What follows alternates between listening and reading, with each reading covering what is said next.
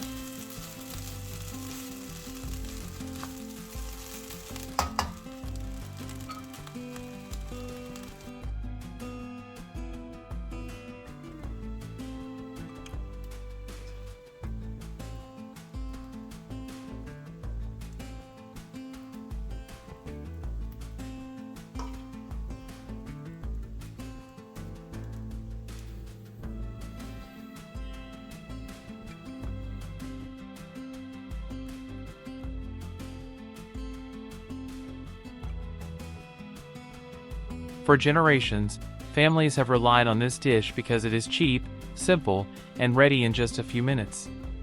Try it tonight. I guarantee you'll love this Chinese sausage fried rice recipe. Any recommended dishes or similar dishes you want to learn how to cook, just comment below. Thank you for watching my channel. Track me down. Don't forget to like and subscribe.